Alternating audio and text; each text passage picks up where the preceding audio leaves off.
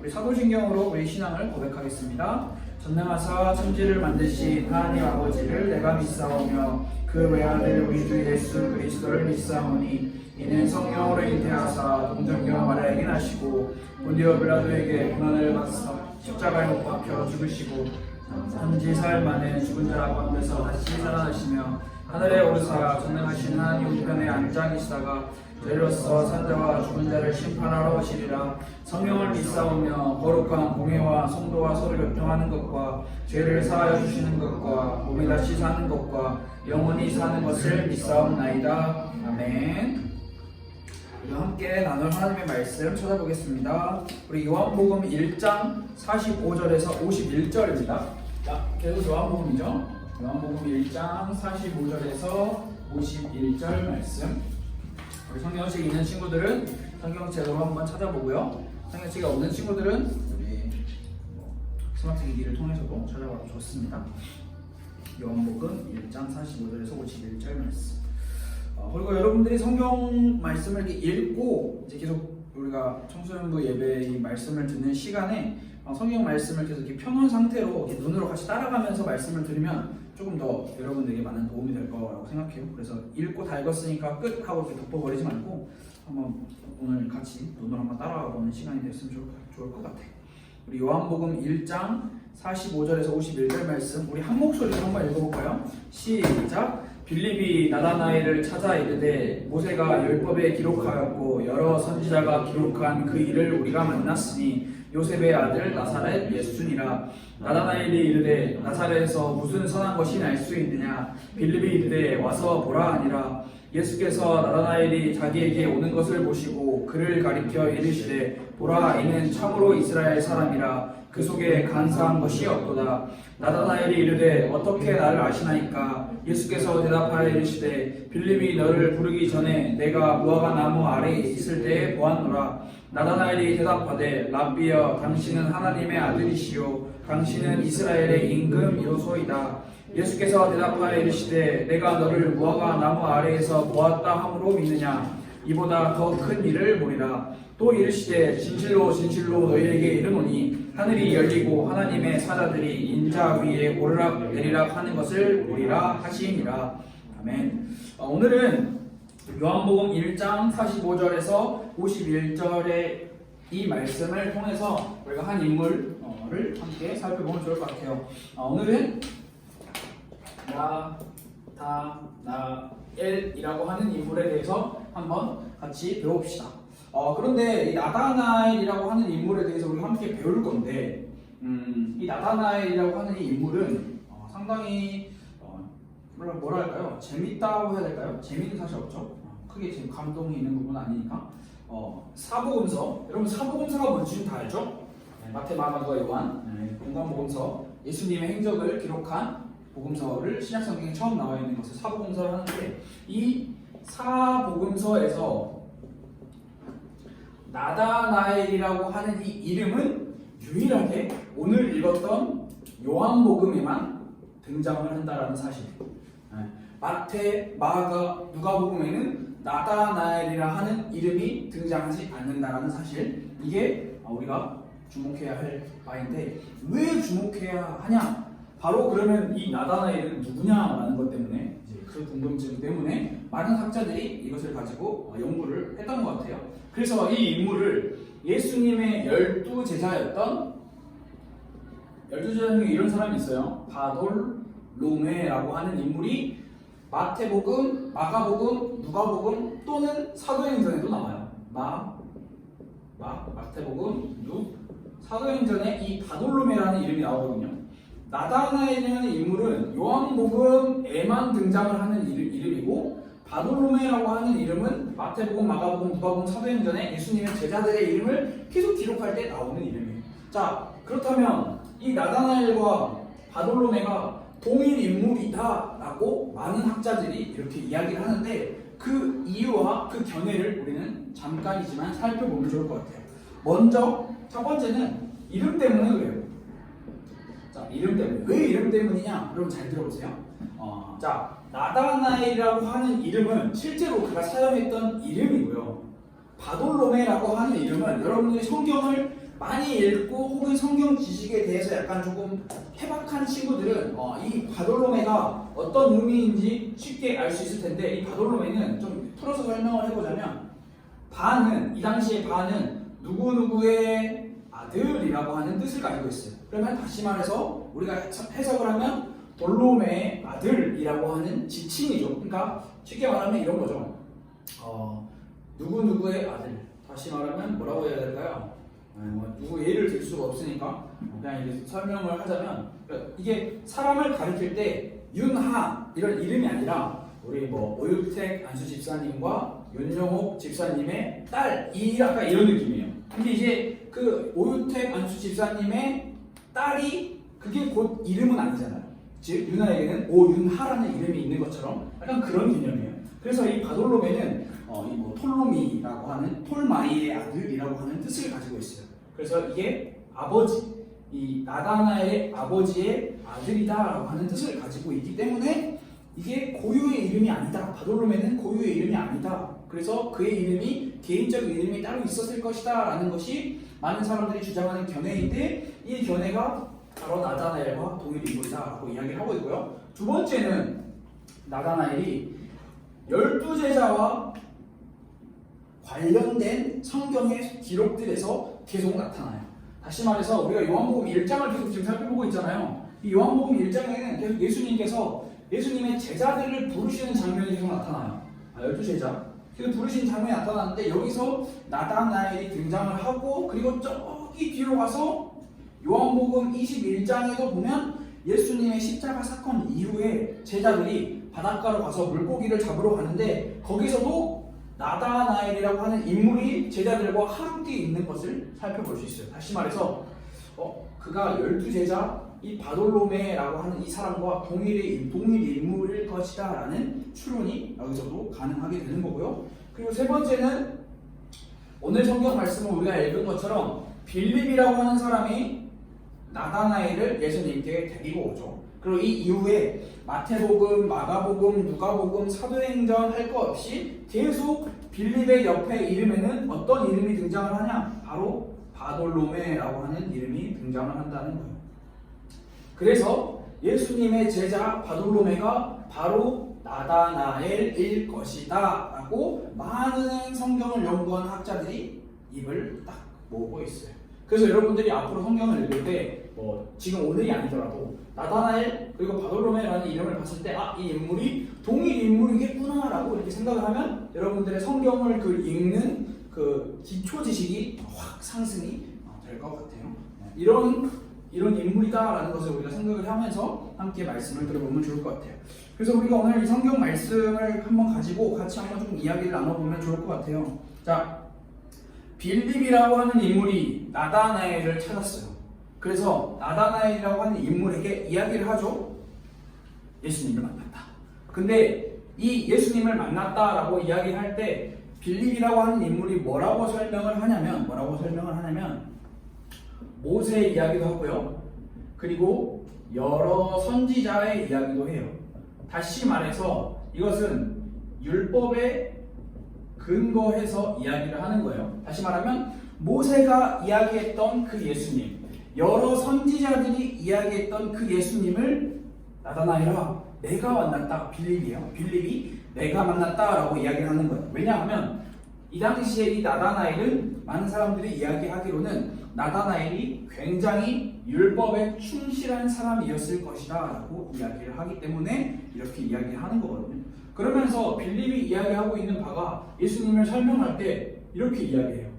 나사렛 예수라고 이야기를 해요. 예수님을 만났는데 그 사람이 누구냐? 바로 요셉의 아들 나사렛 예수다. 여러분, 이상한 걸 느껴야 돼요. 이상한 걸 못 느꼈다라고 하면 여러분들이 오늘 새롭게 알아가면 좋을 것 같아요. 자, 예수님의 출생지가 어디인지 아는 사람? 말구유. 말구유는 지명이 아니니까. 네 글자예요. 예루살렘. 아까워요.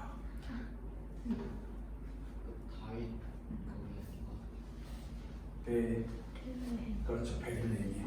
예수님의 출생지는 베들레헴이에요. 그런데 빌립이 나사렛 예수라고 이야기를 했어요. 이 말은 다시 말하면 나사렛에서 태어난 예수라는 의미를 가지고 있거든요. 근데 사실 빌립이 말한 게 틀렸죠. 정확히 말하면 베들레헴의 예수다라고 이야기를 해야 되는데 왜 대체 나사렛 예수라고 이야기를 했는지 우리가 조금 이따가 이야기를 살펴볼 거예요. 그리고 이 이야기를 들은 빌립의 이야기를 들은 내가 예수를 만났는데 나사렛 예수다 라고 하는 그 이야기를 들은 나다나엘이 하는 말이 오늘 46절에 기록이 되어 있어요. 상당히 재밌는 말이에요. 뭐라고 이야기를 하냐면 나사렛에서 무슨 선한 것이 날 수 있느냐. 다시 말해서 나사렛, 야 말도 안 돼. 나사렛에서 무슨 메시아가 나와 라고 이야기하는 겁니다. 왜냐하면 나다나엘은 율법을 굉장히 성실하고 충실히 열심히 연구하던 사람이에요. 그 연구하던 사람이 구약에는 뭐라고 기록이 되어 있냐면 미가서에 보면은 미가 5장 2절에 보면 이렇게 기록이 되어 있어요. 베들레헴에서 베들레헴아 너는 작을지라도 그곳에서 메시아가 나올 거다라는 이런 예언이 있어요. 다시 말하면 나다나엘은 구약 성경을 계속 읽으면서 구약 성경을 계속 공부하면서 예루살렘에서 베들레헴에서 예수가 나올 거다라는 것을 알고 있었어요. 근데 다짜고짜 빌립이 와가지고 나사렛 예수다, 나사렛에서 나온 예수다라고 이야기를 하기 때문에 말도 안 된다라고 이야기를 한 거예요. 그렇다면 이 나사렛이라는 동네가 어떤 동네이기에 이 나다나엘이라는 사람이 이렇게 나사렛을 무시하는 발언을 했을까? 다시 말하면 이런 거예요. 완전 무시한 거거든요. 약간 쉽게 말하면 이런 거죠. 제가 지역 비하를 할 수가 없기 때문에 제가 태어난 도시가 광주예요. 전라도 광주. 광주에서 무슨 인물이 나올 수 있어? 약간 이런 느낌. 지역을 거기서는 도저히 나올 수 없어라고 하는 그런 느낌으로 이야기를 하는 건데 이 나사렛이라고 하는 동네가 어떤 동네냐면 첫 번째 이스라엘 역사상 한 번도 걸출한 인물을 배출해 본 곳 없는 약간 빈민촌 같은 장소. 두 번째 구약 성경에서 나사렛은 전혀 신학적인 중요성이 있는 지명도 아니었고 그곳에서 하나님의 택하심을 받은 자가 날 것이라는 예언은 없었다. 오직 베들레헴에서만 그 예언이 있었다라고 이야기를 하고 있고요. 그리고 세 번째 율법주의자들, 다시 말하면 나다나엘처럼 율법을 근거로 굉장히 율법을 성실하게 연구하는 사람들에게 있어서 나사렛이라고 하는 마을은 어떤 선한 것도 나올 수 없는 볼품없는 동네였다. 그리고 그 지형적으로는 비옥하지 못한 땅, 모래 땅을 가지고 있었고 주위의 산들로 인해서 경제적으로도 굉장히 작은 아주 왜소한 빈약한 성읍이었다라고 이야기를 하는 것이 바로 나사렛이에요. 그래서 이 나다나엘이라고 하는 사람은 나사렛에 대한 자기만의 인식과 어떤 지식이 있었어요. 그렇기 때문에 빌립에게서 나사렛 예수라고 하는 이 말을 들었을 때 말도 안 돼. 나사렛에서 나올 수가 없어 라고 이야기를 한 거죠. 여러분, 그런데 예수님은 베들레헴에서 출생을 하셨지만 나사렛에서 많은 시간을 보내셨어요. 다시 말해서 그때 이제 역사적으로 살펴보면 애굽에서 그 2세 그 왕이 2세 아래로 든 그 아기들을 다 죽여라 라고 이야기했잖아요. 그 이후로 이제 이 요셉과 마리아가 피신을 가서 이 예수님이 나사렛에서 이제 쉽게 말하면 여러 군데 청소년 때 이 대학생의 때를 보내셨다라는 그런 많은 기록들이 나와요. 그래서 이 나사렛에서 나온 예수님이다라고 하는 말이 있다라는 거죠. 그래서 여러분들도 이 사실을 알고 있으면 정말 좋을 것 같아요. 갈릴리 나사렛에서 성장하신 예수님. 그런데 나다나엘이 느끼기에는 아직 확 오지 않았어. 왜냐하면 내가 알고 있는 이 율법에 모세와 여러 선지자의 율법 내가 많이 봤거든. 근데 그 율법에서는 이 예수를 나사렛 예수라고 이야기하지 않았거든. 그렇기 때문에 아직 확 와닿은 상태가 아니에요. 그런데 46절부터 47절에 넘어가면서 이제 대화가 확 전환이 되는 장면이 나와요. 지난번에 우리가 함께 나왔던 것처럼 빌립도 이렇게 이야기를 하네요. 와서 보라. 나다나엘에게 직접 예수님을 봐라라고 안내를 하는 장면이 46절 제일 뒤에 나오죠. 그러자 이제 예수님께서 나다나엘이 빌립과 함께 걸어오는 것을 보시고 예수님께서 뭐라고 이야기를 하시냐? 참 이스라엘 사람이라 그 속에 간사한 것이 없도다. 다시 말해서 거짓된 것이 하나도 없도다. 여러분, 나를 모르는 사람이, 요즘은 조금 다를 수도 있어. 요즘은 나를 모르는 사람이 갑자기 길 가다가 당신은 정말 거짓이 없는 사람이네요, 간사함이 없는 사람이에요 라고 말하면 여러분은 어떤 마음이 들어요? 이 사람 사기꾼인가? 약간 이런 생각 들지. 요즘은 그렇지. 그러나 이 당시에는 그렇지 않았던 것 같아요. 나다나엘을 보고 예수님께서 이야기를 하시는 거예요. 저 사람 속에는 간사한 것이 없구나. 다시 말해서 저 사람은, 나다나엘은 굉장히 진실한 사람이구나 라는 말을 나다나엘에게 하신 거죠. 나다나엘은 그냥 호락호락하게 넘어가는 사람이 아니었어요. 그냥 그런 기분 좋은 말 듣고 당신이 예수님이군요 하고 넘어간 사람이 아니었어요. 그것을 성경은 48절에 설명을 하고 있어요. 뭐라고 설명을 하고 있냐? 나다나엘에게 물어보는 거예요. 당신 나를 어떻게 아세요? 라고 물어보는 거예요. 당신 나를 어떻게 아세요? 나를 알지도 못하는 사람이 나에게 진실한 사람이다, 거짓이 없는 사람이다? 뭐예요 그게? 말도 안 되는 소리 하지 마세요 라고 하는, 나를 알지도 못하는 사람에게 그런 말을 듣는다라는 것. 왜냐하면 안 그래도 빌립의 말을 듣고 나사렛 예수라는 말을 듣고 이 마음이 아직 완전히 예수님에 대한 그 마음이 서지 않은 상태, 여전히 의심하고 있는 그 상태의 나다나엘이기 때문에 이렇게 이야기를 하는 거죠. 어떻게 나를 아시나이까? 나를 모르시지 않습니까? 라고 이야기를 하는 거죠. 그러자 예수님께서 정확하게 딱 이야기를 하세요. 뭐라고 이야기하시냐? 바로 너가 무화과 나무 아래에 있을 때 너를 보았다라고 이야기를 하시는 거예요.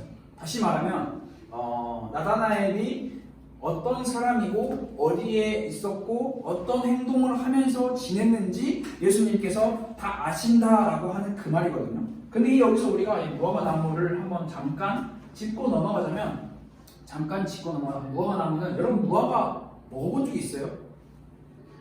먹어본 적 있죠? 저 어제 먹었어요.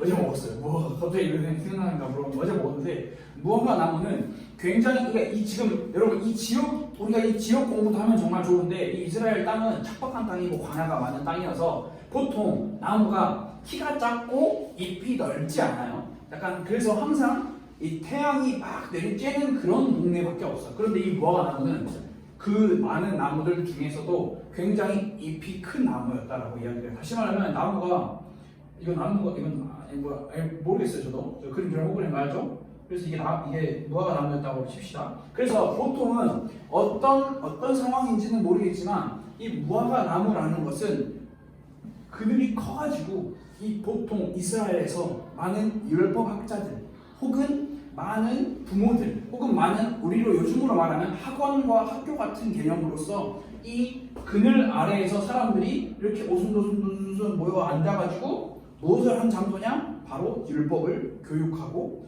그 안에서 하나님의 말씀을 묵상하는 장소로 사용되는 곳이 주로 무화과 나무 아래였다는 거죠. 다시 말해서 우리가 생각을 해봅시다. 나다나엘을 보고 예수님께서 너가 무화과 나무 아래에 있을 때 내가 이미 너를 보았다라고 이야기를 하신다는 이 장면은 무엇이냐면, 나다나엘이 실제로 무화과 나무 아래에 있었어요. 실제로 그 아래에 있었던 것도 맞지만 그 아래에서 무엇을 하고 있었냐가 중요한 거죠. 그 아래에서 율법에 근거하여 모세가 기록한 성경, 여러 선지자들이 기록했던 그 성경 말씀을 계속 묵상하면서 오실 메시아를 기다리고 있었던 나다나엘. 예수님께서는 이 무화과 나무 아래에 있던 나다나엘만을 보시면서 너 거기 있었지? 라고, 너 어디 있었지? 라고 그것만을 이야기하고 계시는 게 아니라 무엇을 이야기하고 계시냐면, 나다나엘이 메시아를 구하는 이 무화과 나무 아래에서 누구를 기다리냐? 메시아를 기다리는 그 마음, 그 마음의 중심에 메시아가 언제 오실까? 메시아가 속히 왔으면 좋겠다라고 하는 그 간절한 갈망이라는 표현을 쓸게요. 그 마음을 예수님께서 보신다는 거죠. 다시 말해서 예수님은 나다나엘을 만나지 않으셨지만 이미 나다나엘의 마음을 꿰뚫어 보시면서 그가 가지고 있었던 마음과 생각 모든 것을 다 알고 계셨어요. 그래서 딱 한마디를 하신 거죠. 너는 나를 모른다라고 이야기를 하지만 나는 너가 무화과 나무 아래에 있을 때부터 너를 봤다. 다시 말해서 나다나엘은 무화과 나무 아래에 앉아서 무엇을 했든지 예수님이 내가 그 아래에서 메시아를 간절히 기다렸다는 걸 아는 사람, 이 사람은 보통 사람이 아니야 라는 것을 그때서야 느꼈던 거죠. 그때서야 느꼈던 거죠. 조금 어렵죠? 좀 말이 좀 어려운데 그래서 나다나엘이 이렇게 고백을 해요. 이 말을 들은 나다나엘이 고백을 해요. 49절에 이렇게 고백을 하죠. 랍비여 당신은 하나님의 아들이시요 당신은 이스라엘의 임금이로소이다. 나다나엘이 그때 깨달은 거예요. 빌립에게 나사렛 예수다라는 이야기를 듣고 말도 안 되는 소리 하지마 라고 했던 나다나엘, 그리고 예수님께서 너는 거짓이 없는 사람이구나 진실한 사람이구나 라고 말했던 그 말을 듣고 나가세요? 당신 나 알아요? 라고 이야기했던 그 나다나엘이 이제 예수님을 제대로 만나고 그 예수님께 고백을 하는 거예요. 당신은 하나님의 아들이시요 당신은 이스라엘의 임금이로소이다. 나다나엘이 이때 비로소 깨달은 거죠. 무화과 나무 아래 앉아서 내가 묵상하며 그토록 기다렸던 그분이 바로 메시아이신 이분이 누구냐? 나사렛 예수구나. 내 앞에 있는 예수님이구나.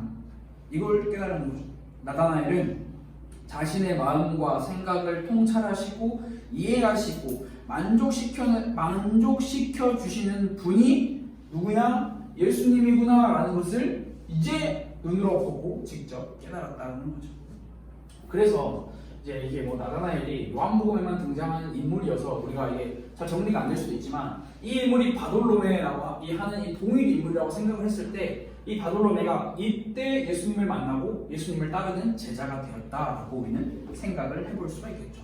성경이 그냥 쓱 보면은 쓱 지나가요. 근데 천천히 꼼꼼하게 살펴보면 그만큼 우리 안에 천천히 꼼꼼하게 묵상을 하고 생각을 할 수 있는 장면이 굉장히 많아요. 그래서 이거를 여러분들이 꼭 기억을 했으면 좋겠고, 그런데 예수님께서 그냥 여기서 그냥 넘어가시지 않았어요. 다시 말하면 50절 말씀에 이렇게 기록이 되어 있어요. 내가 무화과 나무 아래에 있는 너를 보았다고 해서 너가 나를 믿느냐. 다시 말해서 이렇게 이야기를 하는 거죠. 얘들아, 너네가 거기 있는 거 내가 미리 안다고 해서 나를 믿느냐? 그걸로만 너희가 나를 믿는 게 아니라 앞으로 너희가 더 큰 일을 볼 것이다 라고 이야기해요. 자, 여러분, 예수님께서 말씀하시는 더 큰 일은 뭘까요? 예수님께서 말씀하시는 더 큰 일은 구속이죠. 구속. 십자가 사건을 이야기하시는 거예요. 그러면서 51절 말씀에 사다리가 오르락 내리락 하는 그 인자 위에서 사다리가 오르락 내리락 하는 이런 성경 말씀이 있잖아요. 이건 무엇을 뜻하냐면 오직 예수님의 십자가로만 하나님께 갈 수 있다라는 것을 상징적으로 보여주고 계시는 거죠. 오늘 이 나다나엘과 이 바돌로메, 이게 또 동일 인물이에요. 바돌로메와 나다나엘의 이야기를 통해서 우리가 같이 생각을 해봐야 하는 부분이 있어요. 여러분, 모든 사람 그리고 모든 사물까지는 아닐까요? 글쎄요, 이게 건축물까지 포함을 시켜봅시다. 여기에는 뭐가 있냐면 바로 중심축이라는 게 있어요. 자, 여러분, 이 건물의 중심축이 어디 있을까요? 옥상에 있을까요? 지하에 있겠죠. 지하 어딘가 그 중심을 잡고 있는 아주 중요한 건물이 이렇게 있으면 이 한 가운데 중심을 잡고 있는 이 단순히 이게 일자로 되어 있지는 않을 거예요. 이 옆으로 이게 다 이 중심축을 비롯해서 이게 이렇게 쭉쭉쭉 퍼져 있겠죠.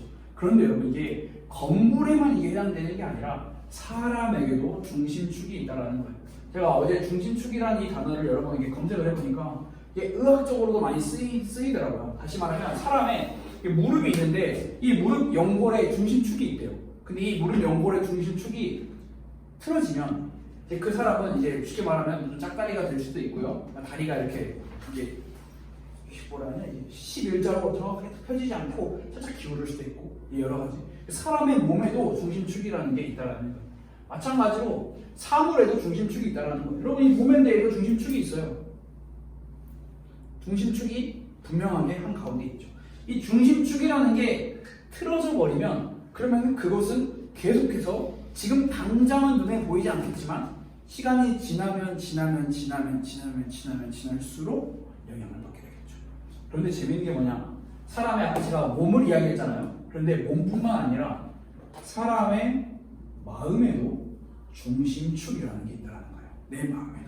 내 마음에도 무언가 중심이라는 게 중심이 딱 자리 잡고 있는 그 무언가가 있다는 거예요. 그런데 성경은 우리에게 뭐라고 이야기를 하냐면 모든 인간은 태어나면서 죽을 때까지 가지고 있는 그 중심축이 있는데 마음의 중심축이 있는데 그게 무엇이냐? 바로 나라는 자기 자신이라는 거예요. 모든 사람은 자기 자신, 나라고 하는 중심축을 가지고 산다라는 거예요. 이것은 예수님을 믿는다라고 하는 신앙인들도 마찬가지라는 거죠. 그런데 잘 들어보세요. 누구보다 교회 출석이나 교회 행사에 열심일지라도 마음이 자기 자신의 중심축을 딱 가지고 있는 사람은 하나님하고는 상관이 없는 사람인 거죠. 다시 말해서 오늘 나다나엘도 자기가 가지고 있는 중심축이 다 있었어요. 그 중심축이 뭐였어요? 율법. 모세오경에 근거한 율법. 여러 선지자들이 기록한 율법. 여러분 이게 굉장히 어려운 말인데 잘 들어야 되는 게 구약 성경만 가지고 그게 내 삶의 중심축이다 라고 생각을 해서 예수님을 못 만난 사람들이 신약 성경에 정말 많아요. 굉장히 어려운 말이에요. 무서운 말이에요. 근데 그 사람들은 사실 구약 성경조차 제대로 알지 못했어요. 예수님이 왔는데 예수님을 보지 못했던 것. 그런 것처럼 우리가 우리의 마음에 하나님을 믿는다고 하지만 여전히 자기 자신이 중심축이 되어서 살아가는 우리의 삶은 크리스천은 맞아요. 그리스도인은 맞아. 하나님의 자녀는 맞아. 하나님의 백성은 맞아. 그런데 앞에 수식어가 붙겠죠. 예수님을 진짜 만나지 못한 아주 불쌍한 크리스천이 되는 거죠. 그래서 여러분 우리의 마음이 이 마음은 단순히 우리 안에 이 몸을 쫙 갈라가지고 심장을 딱 꺼내가지고 이게 마음이다라고 설명할 수가 없잖아요. 여러분 이제 다 알죠? 마음은 심장이다. 이거는 유치원생들한테나 통하는 말이에요. 마음은 심장이다라고 설명을 할 수가 없죠. 이 마음은 뭐라고 이야기하냐? 지정의를 포함하고 있다라고 생각을 해요. 우리의 이성, 우리의 감성, 그리고 우리의 눈에 보이지 않는 그 뭔가가 포함되어 있는 게 마음이라는 거예요. 그런데 여러분 이 마음이 나라고 하는 사람의 중심축으로 탁 잡고 있다라면 하나님을 믿는다라고 말을 하면서 교회는 열심히 다니지만 사실 그렇지 않은 거죠. 그래서 결국에는 나라고 하는 이 중심축을 계속 영향을 받게 되는 거예요. 살면서 계속 지금 당장은 보이잖아. 그렇지만 계속 영향을 받게 되는 거죠. 그래서 예수님을 믿는다라고 하는 것은 내가 가지고 있었던 나라는 중심축을 하나님으로 탁 옮기는 것을 의미하는 거예요.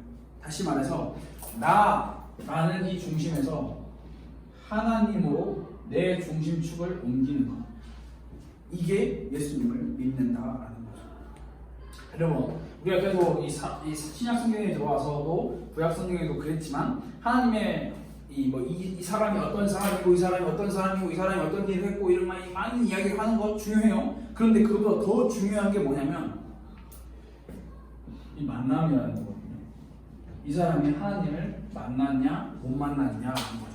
여전히 내가 내 안에 나라고 하는 내 욕심과 이 내 자기 중심이라고 하는 이 내 중심축을 가지고 살아갔던 신약의 수많은 인물들, 바리새인들, 유대인들, 대제사장들, 서기관들, 사두개인들, 수많은 인물들 여전히 하나님을, 예수님을 직접 봤어요. 그런데 여전히 그 마음의 중심축은 나 자신, 자신들의 세력, 자신들의 이익과 안위를 위한 것들이 그들의 중심축이었기 때문에 하나님을, 인간의 몸을 입고 오신 하나님 예수님을 만났지만, 직면했지만 못 만났죠.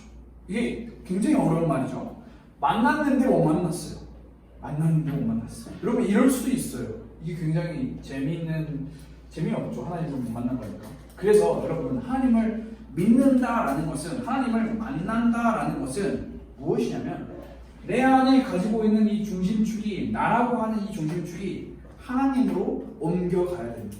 하나님이 내 삶의 중심, 코어가 되어야 되는 거죠. 내 삶의 기준이 되어야 되는 거죠. 여러분 우리가 성경에서 계속 이야기를 나누고 있는 요한, 시몬, 마태, 안드레, 나다나엘 같이 신약에 지금 들어와서 5명의 인물을 살펴봤는데 이들이 예수님을 만난 사람인가요? 이들이 예수님을 진짜 만난 사람일까요?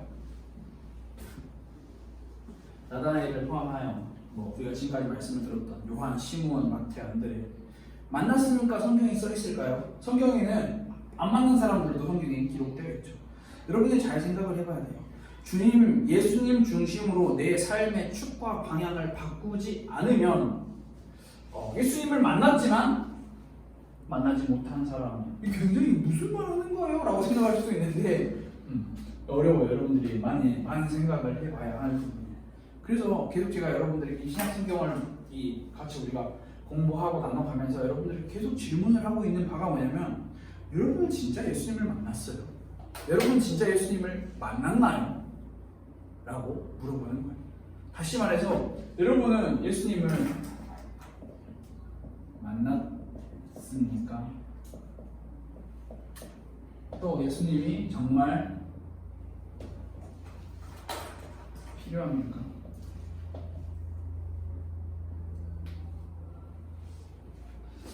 여러분들뿐만 아니라 저도 마찬가지죠. 우리가 계속 많은 생각을 해야 되고 고민을 해야 되고 진짜 내 스스로에게 계속 질문을 해야 되는 부분이에요. 여전히 내가 내 자신이 내 인생과 내 삶의 모든 전반의 중심축으로 탁 자리 잡고 있다면 여러분 아직 우리는 예수님을 만나지 못한 거고 아직 우리는 예수님이 필요하지 않은 거예요. 아직 예수님이 중심축으로 확 바뀐 사람은 예수님의 제자들 보세요. 예수님의 제자들, 예수님을 만난 사람들은 어땠어요? 자기들이 가진 것 다 내어버리고 예수님을 따라갔어요.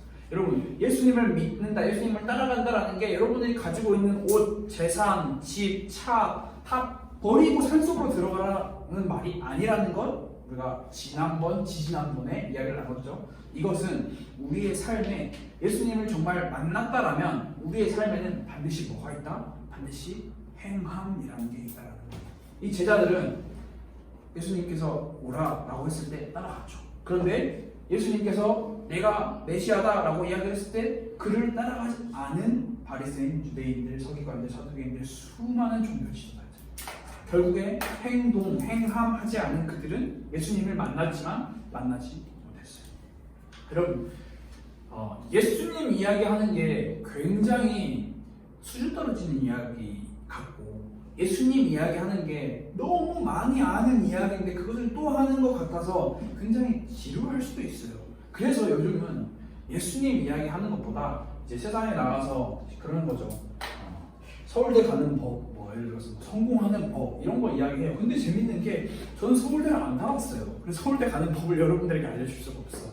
성공을 잘 안 해봤어요. 세상 기준으로. 그래서 여러분 성공하는 법을 알려줄 수 없어요. 그래서 제가 알려줄 수 있는, 여러분에게 알려줄 수 있는 거는 내가 예수님을 만났다. 제가 예수님을 만났다. 그리고 제가 예수님이 필요하다라는 이것만 여러분에게 알려줄 수 있는 거예요. 그래서 여러분, 그래서 예수님 여러분들의 마음속에, 여러분들 생각 속에 정확하게 정리가 되어야 돼요. 예수님만 구원이에요. 다른 것 구원이 아니에요. 예수님만 구원인데 이 예수님이 구원이라는 게 우리 안에 어떻게 작용을 해야 되냐? 바로 아까도 이야기를 했죠. 우리의 정신, 우리의 이성, 그리고 우리의 감정에 모두 작용을 해야 되는 거예요. 다시 말해서 우리의 정신에 감동을 주고 우리의 이성을 깨우고 우리의 감정을 사로잡히는 게 예수님이 구원이다. 그리고 그 구원이 내가 구원받았다라고 하는 그 구원의 진리를 이야기하는 거예요. 여러분, 구원받았으니까 가만히 있어도 돼. 그냥 교회만 가면 천국 갈 거야. 교회만 가도 너 하고 싶은 대로 다 하면 괜찮아가 아니라는 거예요. 정말 구원받은 사람들은 우리의 정신과 이성과 감정이 깨어나서 결코 무기력하게 살지 않아요. 예수님의 제자들은 그 전에 그들의 삶은 무기력한 삶이었어요. 그냥 어부라는 그 직업을 비하하는 건 아니지만 그들의 마음에는 그냥 뭐 오늘 우리가 살아가는 것처럼 오늘만 살고 그냥 뭐 하루 먹고 하루 벌어서 쉽게 말하면 이 땅에서 어떻게 살아갈 것인가에 대한 고민만을 가지고 있었는데 그들이 예수님을 만나고 나서부터 그들의 삶은 달라졌어요. 그들의 삶에 무기력이라는 게 사라졌어요. 그들이 물론 실수도 많이 했죠. 물론 잘못도 많이 저질렀어요. 그런데 사도행전으로 넘어가서 예수님이 하늘로 승천하시고 나서 그들은 예수님의 12제자들은 내가 만난 예수님을 전하지 못하는 상황이 올까 그걸 가장 걱정했어요. 다시 말해서 내가 만난 예수님을 전하는데 엄청나게 많은 애를 썼다라는 거죠. 무기력했으면 그렇게 될 수가 없어요. 그들은 여러분 예수님을 만나는 것은 무기력함이 없어요. 무기력으로부터 우리를 깨워 매일매일 구원이신 예수님께 우리가 나아가게 만드는 거예요. 구원은 한 번 받는 거지만 그 구원은 성경은 그 구원을 우리 보고 이루라고 이야기하고 있어요. 그 이루는 구원은 우리가 뭘 잘해야 된다 이렇게 이루라는 게 아니라 우리가 매일 구원, 십자가 앞으로 나아가야 한다는 것. 우리의 정신과 이성과 감정이 예수님을 만났습니까? 예수님이 정말 필요합니까? 라고 하는 그 질문이 우리 삶의 여러분의 마음속에 계속 반복적으로 되뇌어져야 된다는 것을 이야기하는 거예요. 그래서 정말 구원받은 사람은 무기력하지 않고요. 정말 뜨거운 열심이 있어요. 물론 이 열심을 표현을 할 때 찬양 박수치면서 열심히 합시다. 우리 기도할 때 큰 소리를 열심히 크게 기도합시다. 뭐 예배 열심히 잘 드립시다. 라는 열심도 있지만 이 열심을 제가 여러분들에게 꼭 알려주고 강조하고 싶은 열심은 무엇이냐? 이 열심은 우리의 삶에서 반드시 나타난다는 거죠. 내 삶에서 하나님의 말씀이 성경을 가까이 하고 그 성경을 통해서 구원이신 예수님을 매일매일 찾으려고 그 애쓰는 열심이 우리는 있는 거죠. 여러분 24시간을 분으로 나누면 몇 분이에요? 하루가? 알고 있었는데 기억이 안 나요. 알고 있는 친구 있어요 혹시? 모르구나. 미안해 나도 모르는 들어가서 몇 분이라고 합시다. 24시간이라고 합시다. 여러분 24시간 하루 중에 여러분이 구원이신 예수님을 찾아가는 그 열심이 여러분의 하루 중에 얼만큼 있어요?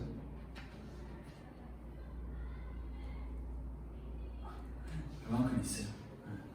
얼만큼 있겠죠. 잘 생각을 해봅시다. 자, 이렇게 사등분? 사등분 아닌데 진짜 이거 오랜만에 그려봐요. 학교 다닐 때 많이 그렸는데 방학 시간표 짤 때도 여러분 이런 거 짜잖아요. 요즘 안 짜나? 방학 시간표 요즘 안 짜지? 엑셀로 짠다고? 와, 나 때문에 그 종이 동그라미 그려가지고 이렇게 벌려가면서 했는데 그래요. 제가 그렇게 나이 많지는 않은데 아무튼 여러분 잘 생각을 해봐요. 자, 그래 여러분 몇 시에 자요 보통? 다 다르겠지? 유나 몇 시에 자? 11시. 11시 반? 은교는? 12시? 형민이는? 평균? 너 3시? 형민이 3시? 예지는? 1시? 야 다들 12시 근접하게 자구나. 그럼 여러분 12시 잔다 칩시다. 몇 시에 일어나요? 6시. 형민아 너 3시에 자는데 6시에 일어나면 3시간 못 자는데 괜찮아? 학교를 가야 되긴 해. 그렇긴 하지. 7시. 7시. 그래요. 자 그럼 한 이 정도 보통 이 정도는 잠을 자는데 투자를 한다고 치고 자 그러면 이제 아침부터 점심 보통 학교 갔다 언제 와요? 4시.